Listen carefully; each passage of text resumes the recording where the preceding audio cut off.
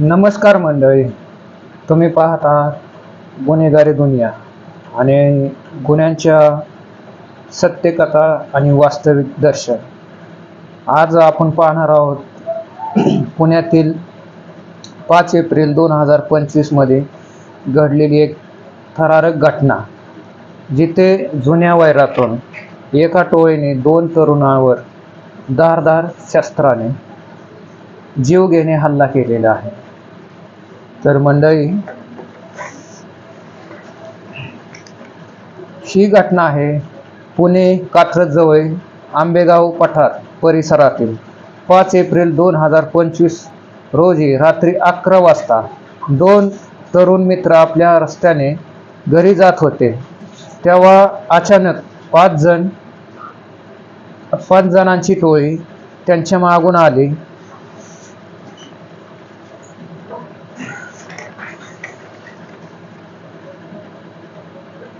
टोळीतील गुंडांनी तलवार, चाकू आणि लोखंडी रॉड्स हातात घेतले होते.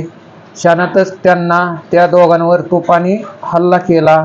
दोघंही रक्ताच्या थारोळ्यात रस्त्यावर कोसळले. आंबेगाव परिसर हे हादरून गेलेले आहे आणि पोलिसांनी तपास उघड झाला की पीडित व अपराधामध्ये जुन्या वैरातून जुन्या वादातून हा सूड घेतला गेला आहे. आरोपींना एकत्र येऊन हल्ल्याची योजना आखली होती. घटनेनंतर तातडीने भारतीय विद्यापीठ पोलीस स्टेशन येथील पोलिसांनी घटनास्थळी पोहोचले आणि पीडितांना तातडीने उपचारासाठी रुग्णालयात दाखल करण्यात आले आहे. त्यावर उपचार सुरू असून प्रकृती गंभीर आहे. पोलीस आरोपींचा तपास करत असून IPC कलम 307 खुनाचा प्रयत्न व अंतर्गत गुन्हे नोंदवलेले आहेत.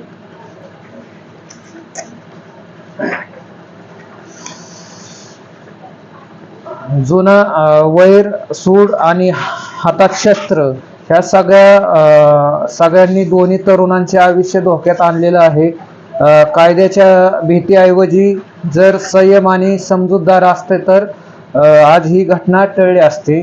अशाच सत्यकथेवर आधारित गुन्हेगारी जगातील कहाण्या पाहण्यासाठी तुमचा आवडता चॅनल गुन्हेगारी दुनिया या चॅनलला सबस्क्राईब करायला विसरू नका आणि व्हिडिओ आवडला असेल तर कमेंट करायला आणि शेअर करायला विसरू नका. धन्यवाद मित्रांनो. व्हिडिओला इथेच संपवतो आणि मी तुमची इथेच रजा घेतो. तर आजची ही घटना आंबेगाव तालुक्यातील होती, आंबेगाव येथील होती आणि तुम्ही असं सतर्क राहा. कुठल्याही जुन्या वादातून वैरातून असं कुठलेही वाद किंवा हे करतात जे प्रकृती अशी गंभीर होती त्या कारणास्तव. तर कोणीही असं जुन्या रागातून किंवा वैरातून अशा गोष्टी करू नयेत. हेच तुम्हाला ह्याच्यातून सांगण्याचा प्रयत्न आहे माझा. ह्यातून कोणाला बदनाम करणे किंवा कोणाला हे करणे, तर ही तुम्हाला सतर्क करणे हेच आमचा ध्येय आहे. आणि इथेच मी तुमची रजा घेतो. धन्यवाद. जय महाराष्ट्र, जय हिंद.